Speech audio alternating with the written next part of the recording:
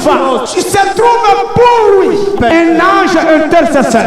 Ce soir, je suis venu me présenter devant vous comme un ange intercesseur. Aujourd'hui. Miracle de domaine na yo. Utato sosola kobange silaye.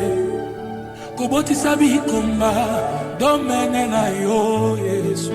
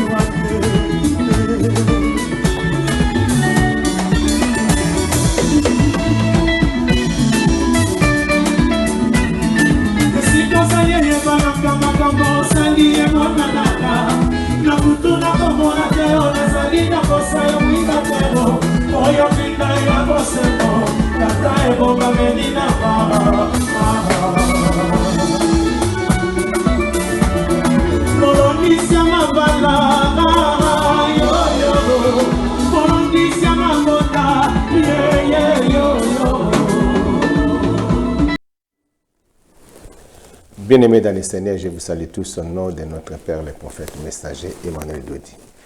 Nous allons masoli belé au beta lelo mais na lingina ntula na vidéo yo ya san na lina bonko na ozongo la bino after this video. Thank you.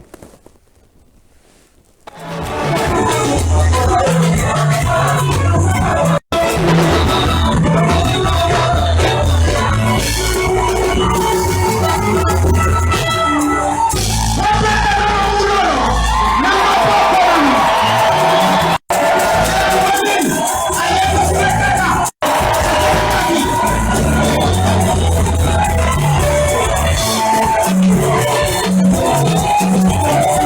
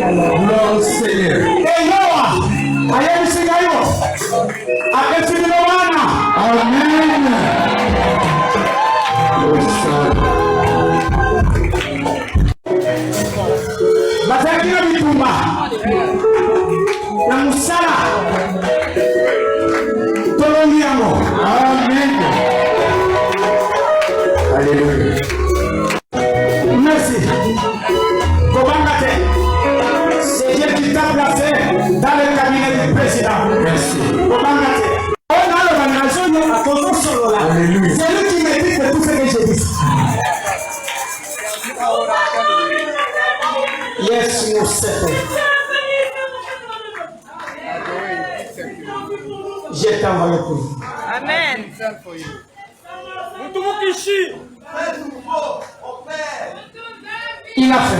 Amen. Je dis, je vous remercie. Amen.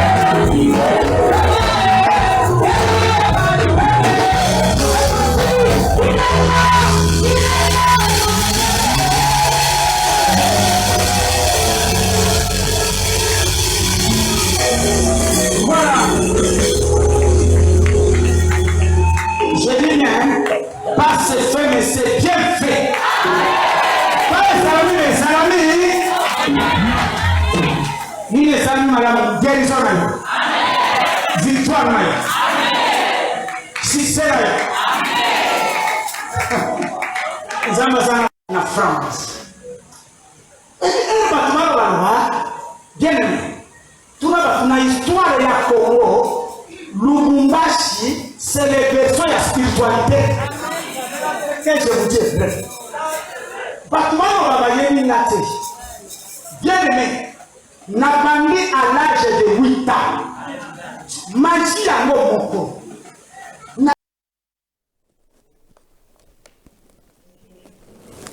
Oh, welcome back to Welcome TV. Bien aimé tout lundi, Majoana Bo, Moni Binomoko. Comment est-ce que notre sœur Sandraline a fait la évangélisation de l'église? Alors nous sommes dans le moment où il y a visitation, où il y a toujours dans la babola. Alors bien aimé, naina tout na mobo ils ont dérangé. Alors je suis pas en direct à TikTok.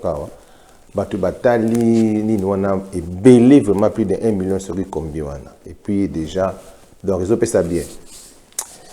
Naina tout na moi noyo mais G30 abanda ko sambela banda kala. To yibi G30 bongola motema asambela kana naina yeba pasteur a G30 kombo na ye nani. Bandeko boza na TikTok beaucoup tindela ngai bosunganga pasteur a G30 kombo na ye nani. Et puis na ye balisusu église G30 asambelaka kombo nango nini. Na yebi te banda na yebi kaka asambelaka na yebi pasteur na été na yebi église asambelaka te. Donc na yebi te soko zaka fake ou bien ndenge nini. Mais je pense que église asambelaka pas yembaka bien. Mais to yebi pasteur na été. To yebi église asambelaka te. Et de la même manière, sous Suzanne ndeko na biso banda yembe pa abozi DS Mukangila. Yepe abungwana asambelaka. Pasteur ya DS kombo na ye nani to yebi ete. Nga na yebi te na tuni pe pa batu na yoki mutu moko peta yebi singa kombo ya pasteur ya DS Mukangila. Na meki kokota kota na tuni ba yebi sanga église asambelaka to yebi te. DS Mukangila abungwana akoma ser en Christ. Ayembaka banzembo nzambe toyebi ni pasteur na ye ni église asambela. Mais G30 abongwana ayembelaka nzambe toyebi kombo ya pasteur na ye te toyebi pe église na ye o asambelaka te. Mais Sandraline abongwani lobi kakawa na 2000 je pense azwaki mbasu na ye wana na 2025 je pense c'était na 2020 bloma bobo 21. Tanga zwaki mbasu na ye oyo basala bachaki po baboma ye. Alors pour Sandraline azaki mutu akoko kino sambelaka na été parce qu'il y a déjà que ba pasteur belé bazana bango sérété. Akindaki ba memie na kenpia na ken église yo ya biso les affranchis na Kinshasa. Akiikuna guérison oyo azwaki ya mbasu na ye esali ke atika na église. Ti lelo atika na église, elle est en train de faire le travail d'évangélisation à osalango bien. Et puis, comme il y a pasteur na yebani. Batu tout ce ba moni Sandraline na ba yebi que elle prie dans l'église, il y a prophète Emmanuel Dodi. Tout le monde a yebi. Mais je traite ba yeba comme pasteur na été, ba yeba comme église assemblée raté. DS Mukangila, ba yebi comme pasteur na été, ba yebi comme église assemblée raté de 1. Na sana makambe na ina loba mais eloko yo na ina loba le lobier parce que nous sommes dans la période où toujours visiter babola. Donc, il fallait qu'on ait le loco parce que tant qu'on a eu ce rabino na Kinshasa, l'église et bon, dans mon kili, l'église est belle, ça n'a pas été. Dans la Bible, l'apôtre Paul, après 14 ans, à quel côté il y a libanda, il y a miracle. Alors il fallait retourner à Jérusalem. 14 ans après, à Jérusalem. Akuta na muto nzamba pesa fungola oh Yesu atikela fungola la clé de l'église apôtre Pierre. Alors notre frère apôtre Paul akuta na Pierre. Pierre ayebisiye toyoki basango na yo. Toyoki basango na yo zote ya kitoko ozobikisa batu osaba miracle belé. Mais il y a une chose qui te manque. Ayebisi apôtre Paul abi eza ne loko moko ezo manke yo visitaka babola. Alléluia. Abi visitaka babola. Galate me bien ngo bien awa. Lorsqu'apôtre Paul il parlait des faux frères dans les églises, bah s'introduit. Apôtre Pierre ayebisi apôtre Paul a recommandé apôtre Paul abi Et parce que l'apôtre Paul azalaki na ba tunaye ba tite ba nini bazalaki wana ba Timothée. Alors il nous recommandait seulement de nous souvenir des pauvres. Alléluia. C'est que j'ai bien eu soin de faire.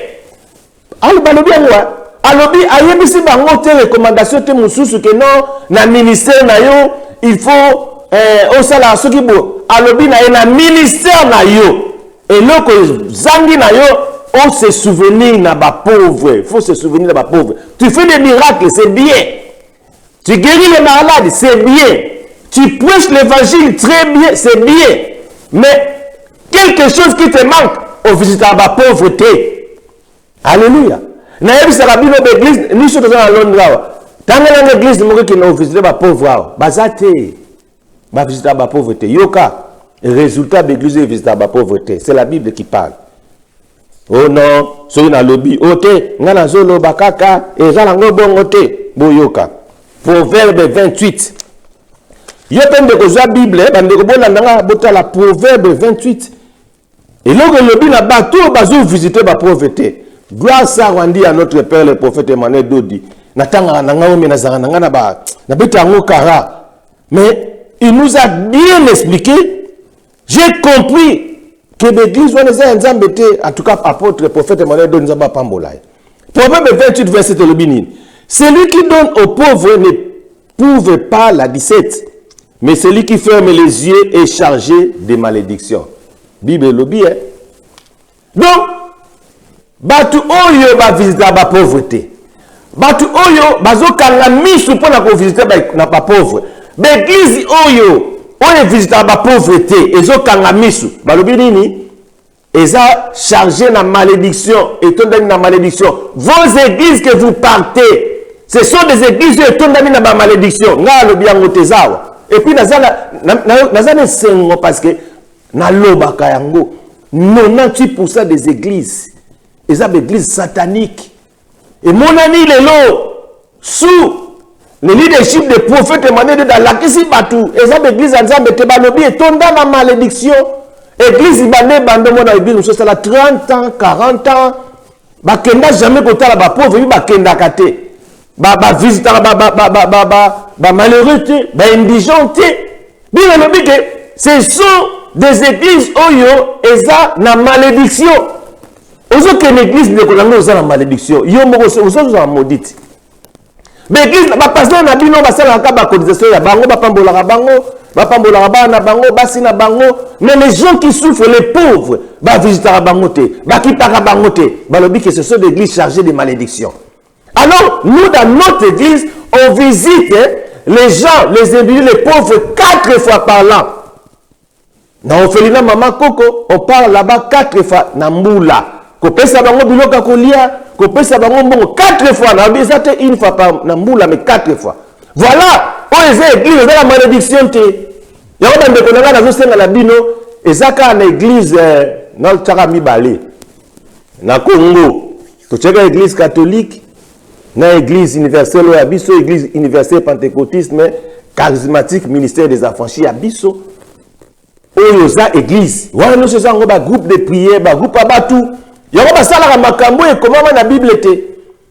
Église remplie de malédictions. Nous, on visite les orphelins 4 fois par an. Les indigents, les pauvres, bazos à la visiter.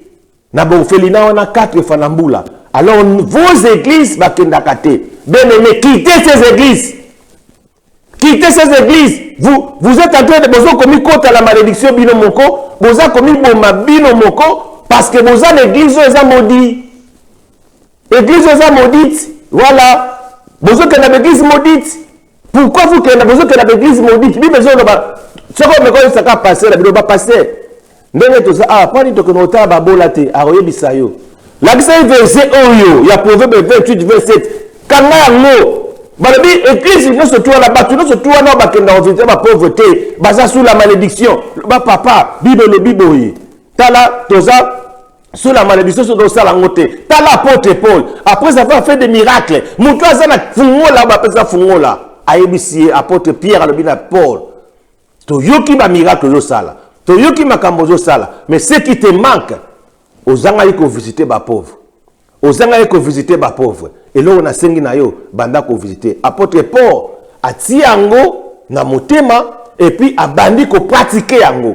À part les miracles, à part les messages, abandi balamongo pe ko visiter ba pauvre, nene biso to sa ela kango. Bien aimé, nazo sukawa, nazo yebisa bino. C'est grave, l'heure est grave. Il faut quitter ces églises. Église à moko na Kinshasa, mi balende na lobi, oh ça la réveil, oh yé na réveil, et ko télémisa bato parce que nous ne sommes pas une église de réveil, nous sommes une église charismatique pentecôtiste. To yé na message à sika et pas prophète demandé de Dibo Kendena, limité. 6e mairie, quartier résidentiel 817 avenue de la Révolution, non loin à Kini marché. Bokene l'église wana boya kozwa lobi konabino. D'ailleurs, lobby déjà à partir à 8h30 prière ezali. Boko mona nenge ba miracle zo salama et que nenge ba visiter ba pauvre, nenge ba visiter ba bola. On est en train de faire des choses comme dit la Bible. Quittez vos églises où les gens la carte à malédiction parce qu'ils ne visitent pas les pauvres. Dieu vous bénisse. Thank you, bye bye.